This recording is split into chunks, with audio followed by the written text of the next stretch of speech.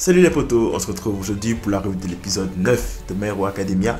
Mais avant, je tenais vraiment à remercier pour le love que j'ai reçu sur ma dernière vidéo de Bleach. Je ne m'attendais pas à voir autant de nombre et autant de nouvelles personnes qui s'abonnent à la chaîne. Franchement, ça fait plaisir. Et en fait, ce qui me fait le plus plaisir, en fait, c'est le fait que la section de commentaires était vraiment, mais vraiment remplie dans cette vidéo. Et c'est un peu ça que je cherchais en fait, pouvoir créer une sorte de communauté qui pourrait discuter de manga, qui pourrait discuter d'animé et discuter sur un sujet donné, par exemple dans les animés, tout en conservant bien sûr le calme et le respect. C'est vraiment ce qu'il y a eu en fait dans les commentaires de ma dernière vidéo de Bleach. Et franchement, je ne vous remercierai jamais assez pour la force que vous m'avez donnée dans cette vidéo et pour la force que vous continuez de me donner chaque fois que je publie une nouvelle vidéo. Alors, du fond du cœur, merci. Bref, on plonge dans la revue de l'épisode sans plus tarder. Déjà, le titre de l'épisode s'appelle Katsuki Bakugo l'envol. Et là, direct, quand tu vois le titre de l'épisode, tu te dis, ouh, ça va être un épisode pour Bakugo, ça. Mais l'épisode nous montrera par la suite que c'est peut-être pas forcément ce à quoi on pense. Déjà, l'épisode commence avec Aizawa qui nous montre un moment de coolitude vraiment genre la top classe. Car alors qu'il reçoit la balle de Shigaraki en plein dans la jambe, il se met à penser à tout ce pourquoi il se bat, tout ce qu'il doit protéger et tout ce pour qui il doit rester en vie, mettons, pour cette mission. Alors, il décide de se couper la jambe. Il se coupe la jambe au niveau où la balle l'a touché. Et je pense que c'est supposé arrêter la propagation de l'effet de la balle anti-alter. Donc là, Aizawa perd une jambe de façon héroïque pour pouvoir empêcher que la balle anti-alter le fasse effet totalement sur lui. Là, en fait, Shigaraki qui reconnaît que c'était vraiment cool. Même Shigaraki a reconnu que ce que vient de faire Aizawa était archi cool. Mais malgré ça, il arrive à se dégager de Midoriya et de l'héroïne dragon et fonce directement sur Aizawa. Il atteint Aizawa et je pense qu'il lui arrache un peu les yeux là, une scène pas mal gore où il attrape son visage et essaie de lui arracher les yeux. Et heureusement, Aizawa est sauvé direct par Deku et Todoroki qui vient d'arriver sur le champ de bataille. Ça y est, le trio est enfin réuni. Midoriya, Bakugo et Todoroki. Et donc ça veut dire que les choses sérieuses peuvent commencer. Et donc Todoroki s'occupe de Aizawa pendant que Deku commence à affronter Shigaraki. T'as Midoriya qui commence à s'acharner mais de façon effrénée sur Shigaraki. Et c'est normal, la colère que Midoriya ressent en ce moment pour Shigaraki est juste sans limite. On nous ramène vite fait à la ville où tu as Tenya et les autres qui s'inquiètent pour les Todoroki, Bakugo et Midoriya qui sont partis sans rien dire. Et par la même occasion, tu as les populations qui reçoivent les nouvelles et qui sont de plus en plus inquiets et qui cèdent même à la panique parce que aux nouvelles, on annonce que Gigantomachia est en train d'avancer de façon très importante. Et dans son avancée, il a détruit plusieurs villes, il a détruit plusieurs héros. Du coup quand tu reçois cette nouvelle et que tu es un citoyen lambda comme tout le monde, bah t'as peur parce que tu te dis que même si les héros n'ont pas pu faire quelque chose, qu'est-ce qui va nous arriver? Et en plus, ce que les nouvelles disaient, Gigantomachia arrivait dans leur direction à grande vitesse. Ça veut dire que bientôt, il sera là pour tout détruire aussi. Et que si les héros n'ont rien pu faire, alors qu'en sera-t-il d'eux? En parlant de héros, on retrouve nos élèves de la classe A et la classe B qui sont traumatisés. Ouais, on peut employer le terme. Ils sont traumatisés par ce qu'ils viennent de vivre comme expérience. Et non seulement ça, ils sont découragés. Ils ont tout mis en œuvre. Ils avaient un plan méticuleux pour pouvoir affronter Gigantomachia. Mais ils n'ont pas pu réussir le plan parce que Gigantomachia était beaucoup trop puissant et il ne faisait pas le poids malgré la détermination de Kirishima, malgré l'ingéniosité de Yaozu. Ils n'ont pas pu faire le poids. Et t'as Yaozu qui se demande mais en fait où est-ce qu'ils ont fauté. Tout était parfait. En effet, tout était parfait. Toutes les conditions étaient réunies. Ils ont pu envoyer des de la bouche de Gigantomachia. Mais qu'est-ce qui n'a pas marché? Et du coup, tu as le petit Mineta qui commence à être en proie au doute. Il est en proie au doute. Il se dit, ah mince alors. est-ce qu'on a eu la bonne décision en fait en agissant comme on a agi? Est-ce que les héros ont eu la bonne décision?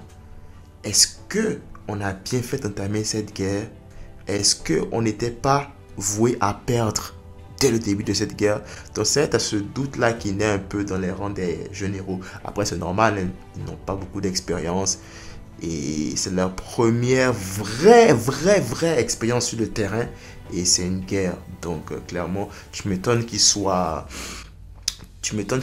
aussi désemparés. D'ailleurs, même c'est déjà un exploit qu'ils aient réussi à avoir le courage nécessaire pour mettre en place le plan qu'ils ont mis. Et pour essayer d'endormir Gigantomachia. Franchement, props à eux. Parce qu'on se demandait, ok, mais pourquoi eux, ils ont survécu et tous les autres héros sont décimés, quoi. C'est parce qu'en fait, il y avait Majestic, un des héros, qui les avait protégés et qui les avait envoyés ailleurs pendant que Gigantomachia était en train de faire son carnage. Du coup, c'est comme ça que eux ils se sont sortis indemnes. On fait un petit aparté sur Fumikage. Fumikage qui est séparé un peu de ses camarades et qui s'occupe de Hawks. Et on nous montre vraiment en fait que Fumikage respecte énormément Hawks. Il le respecte énormément et limite il lui voue une certaine admiration. Et bien sûr, quand on parlait précédemment de Mineta qui doutait de si l'issue de cette bataille n'était pas décidée dès le début, et bien tu as le docteur. Quand tu as le docteur qui vient de se faire emprisonner par la police, qui fait comprendre à qui veut l'entendre que en fait le plan des héros était parfait. Le plan des héros était voué au succès, mais à une variable près. C'est le réveil de Shigaraki. Alors le réveil de Shigaraki aura été le facteur qui aura renversé complètement la tendance. Parce qu'avec le réveil de Shigaraki, on a quelqu'un qui est capable à lui tout seul de vaincre quasiment tous les héros, vu qu'il a presque tous les alters en sa possession à cause de son All for One. Et un Gigantomachia qui obéira au doigt et à l'œil à Shigaraki. Donc techniquement, tant que Gigantomachia n'aurait pas rejoint son maître Shigaraki, il va se donner bec et ongle et à pleine puissance pour pouvoir accomplir son objectif qui est de rejoindre Shigaraki à bon port. Et donc avec ces deux facteurs-là, clairement, tu te dis, les héros n'ont quasiment aucune chance parce que ce sont deux entités qui à elles tout seules peuvent décider de l'issue d'une bataille. Du coup, on a un petit retour sur Shigaraki qui continue son combat avec Midoriya. Et bien sûr, j'avoue que les plans qui sont faits sur Shigaraki parfois sont vraiment beaux. Je trouve que son corps s'est assez bien développé. Il a vraiment une carrure de méchant. Une autre chose qui est vraiment belle à voir aussi, je dirais, ce serait le plan dans les yeux de Midoriya. Tu sais, t'as la rage, en même temps, t'as les pleurs. Et tu sais, c'est pas des pleurs qui vont te faire dire, oh, ok, il chiale encore. Non, mais c'est des pleurs de rage. C'est des pleurs de quelqu'un qui ne peut contenir la haine qu'il a envers quelqu'un. Je trouve que c'est franchement bien fait. Bien sûr, avec Todoroki qui est arrivé, bah, il y a peut-être un petit espoir qui renaît. Todoroki va rejoindre son daron. Il essaie de refroidir son père pour qu'il puisse le régénérer. C'est assez intéressant, hein, le pouvoir que son père n'aimait pas forcément, parce que ce pouvoir-là maintenant qui est en train de l'aider en pleine situation de crise. Donc alors que Shigaraki, qui est maintenant en possession de toutes ses altères au complet, s'apprête à utiliser son alter de désintégration, bah, il a une déchirure en son sein. Et là, bien sûr, on nous explique que voilà, cette déchirure, en fait, est due au fait que Shigaraki a utilisé ses limites au maximum de ce que son corps puisse supporter. Et du coup, bah, les répercussions se voient. Et du coup, tu as son corps qui se déchire petit à petit. Et c'est normal, les héros l'ont littéralement poussé dans ses derniers retranchements où il a dû utiliser ses forces physiques au maximum. Et bien sûr, utiliser ses forces physiques au maximum, son corps n'est pas forcément prêt pour ça. Et du coup, alors qu'il essaie d'utiliser son athlète de récupération, il se demande, est-ce que ça fait déjà 4 mois? 4 mois, pourquoi? Là, je n'étais pas trop sûr de quoi il parlait. Est-ce qu'il parle de 4 mois depuis qu'il a été mis en hibernation et où il devait recevoir le transfert d'alter? Ou il parle de 4 mois par rapport à autre chose? Ça, on ne sait pas vraiment. Du coup, tu as Deku qui fait l'analogie entre les deux alters qu'ils ont. Sur le plan des effets que ça a sur le corps. Bien sûr, comme Midoriya, Shigaraki a reçu un alter qui est beaucoup trop puissant pour son corps. Alors l'utilisation répétée de cet alter-là a des dommages sur le corps comme Midoriya avec le One for All. Elle utilise le One for All à 100%. Midoriya a des blessures musculaires et parfois même il risque gros en utilisant le One for All à 100%. Il risque de perdre l'usage de ses membres. Et donc, alors que Shigaraki se dit ok, pas de problème, je vais quand même lancer mon attaque. Alors là, tu as Midoriya qui l'attrape avec le Black Whip et qui s'envole dans les airs et vient de dévoiler un nouvel alter qu'il a maîtrisé. Un nouvel alter du One for All qu'il a maîtrisé, c'est la lévitation. La lévitation qui est l'alter du 7e utilisateur du One for All, qui n'est autre que Nana Shimura, la grand-mère de Shigaraki. Joli coup d'œil du destin. Mais Deku ne maîtrise pas trop son pouvoir. Il ne maîtrise pas trop son pouvoir, du coup il est en train de balancer. Et pour s'alléger un peu, il descend ceux qu'il protège, c'est-à-dire Grand Torino, Todoroki, Bakugo, Endeavor. Il les dépose et il leur demande de s'occuper des blessés pendant que lui s'occupe de Shigaraki. Là, tu as Endeavor qui reçoit une petite pique à son orgueil parce qu'il se dit, attends, mais c'est moi le numéro 1 des héros, c'est moi qui devais être là. Et à la place, il y a un gamin qui se bat. D'ailleurs, on aura encore un énième face-à-face entre Shigaraki et Midoriya qui est sur le point de commencer. Et là, on a direct un flashback de Bakugo qui pense et on nous ramène au moment où Midoriya s'entraînait à maîtriser un peu ces différences altères qu'il a découvert par rapport au One for All. Une chose que j'aimerais préciser par rapport à Midoriya et que j'apprécie bien et que je ne retrouve pas forcément chez d'autres personnages principaux de Shonen, c'est sa détermination à vouloir apprendre, c'est son envie d'apprendre. Mais après, tu me diras aussi, on est dans un contexte d'école, mais Midoriya veut toujours évoluer. Midoriya veut toujours faire mieux et il a toujours soif d'apprendre. Il n'hésite pas à demander de l'aide à ses camarades, il n'hésite pas à prendre des notes, il n'hésite pas à faire des analyses poussées à chaque fois sur telle ou telle personne. Et s'il sent que ça a rapport avec son altesse, il sent que ça a rapport avec son développement personnel à lui, il n'hésite pas à aller collecter des informations pour pouvoir le faire. Alors, je vois d'autres personnages MC qui généralement, eux, vont essayer d'évoluer après avoir subi une défaite en voulant affronter un ennemi puissant. Mais j'ai jamais encore vu, à mon humble avis, peut-être que je me trompe aussi, un personnage principal qui a autant envie d'évoluer, a autant envie d'apprendre et qui est autant focus, si je peux le dire comme ça, sur évoluer chaque jour que Midoriya. Et c'est pas une pique envers les autres personnages principaux. C'est juste que vraiment ce trait-là de Midoriya me permet de plus accrocher à lui en tant que personnage principal. C'est un des traits que j'aime beaucoup chez Midoriya, autre que sa compassion pour les autres. Pendant cette petite séance de training, tu as une discussion entre Bakugo et All Might qui est très enrichissante et surtout très intéressante. Dans un premier temps, tu as Bakugo qui met en garde All Might. Ah tiens, grand, regarde un peu, hein. Ses pouvoirs sont en train de se déployer petit à petit. Ses pouvoirs sont en train de se révéler petit à petit. Je ne pense pas que tu sois capable de garder le secret encore longtemps. Et là, tu as All Might qui lui dit, écoute, il n'y a pas d'inquiétude à se faire. Midoriya va s'entraîner pour pouvoir contrôler ses pouvoirs et ne pas avoir à les révéler à tout le monde. C'est pour ça qu'on l'entraîne, c'est pour qu'il arrive à contrôler ses pouvoirs et à les utiliser que en cas extrême et pas devant tout le monde non plus. Bakugo qui remet un peu en question si All Might peut être cru.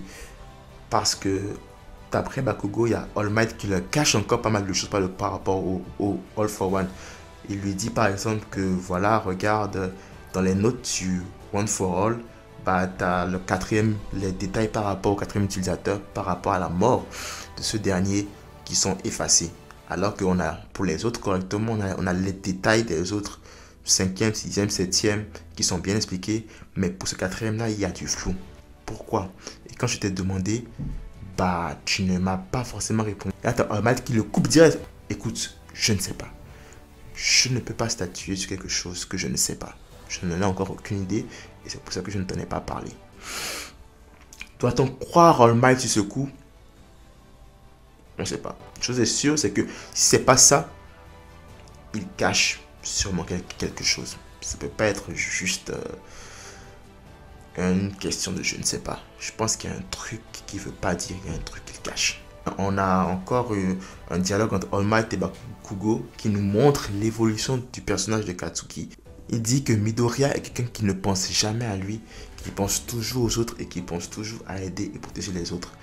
Et que cette faiblesse, sachant que ça c'était une faiblesse chez Bakugo, Bakugo avait décidé de mettre cette faiblesse-là de côté, de ne pas voir ses faiblesses à lui et de plutôt intimider Midoriya à chaque fois. Et donc après, tu as All Might qui lui dit, et donc du coup maintenant tu te donnes corps et âme pour l'aider afin de te remettre de tes péchés, c'est ça. Bakugo, au fil des épisodes, nous montre un différent visage de lui, nous montre un différent visage d'une personne qui, désormais, sachant le secret que Midoriya porte, a décidé de l'aider du mieux qu'il peut à porter ce fardeau.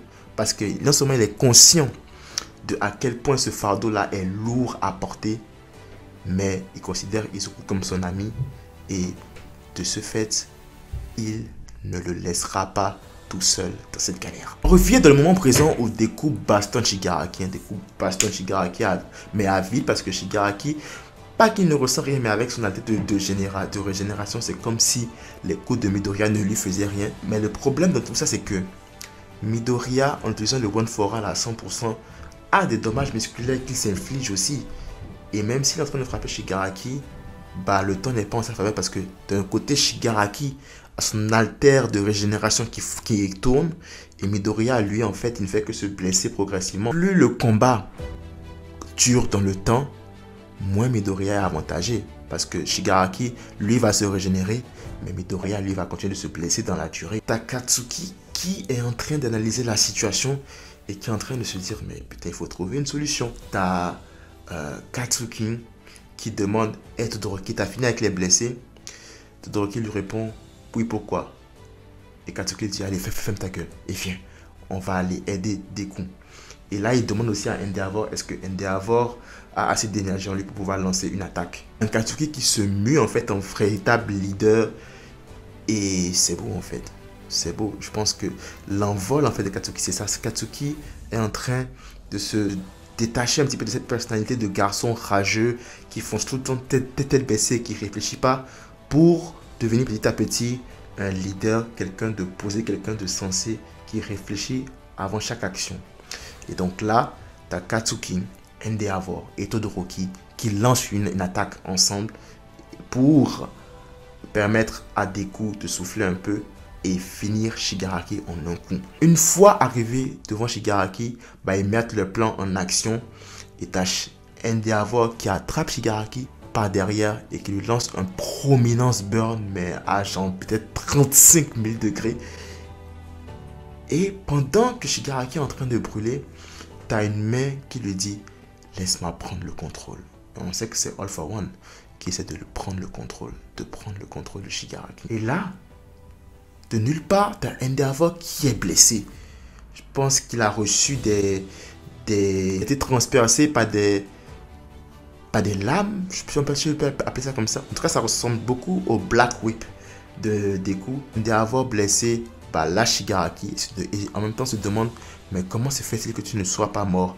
En effet, comment se fait-il que Shigaraki ne soit pas mort alors qu'il vient de se prendre une brûlure du 100e degré? Bref, du coup, on voit que Shigaraki lance une attaque vers Midoriya. Et en même temps, on voit Bakugo qui a des flashbacks par rapport à Midoriya et qui prononce ces phrases qu'on déteste entendre dans les shonen. À ce moment, je n'ai pas réfléchi. Mon corps a bougé tout seul. Et l'épisode se termine sur un Bakugo qui a poussé Midoriya et qui a pris les projectiles qui étaient destinés à Midoriya à sa place. Bakugo vient de se sacrifier pour Midoriya. Bakugo vient de prendre de sérieuses et graves blessures pour pouvoir protéger Midoriya Izuku. Voilà de quoi on parlait quand on parlait d'envol de Katsuki Bakugo en fait.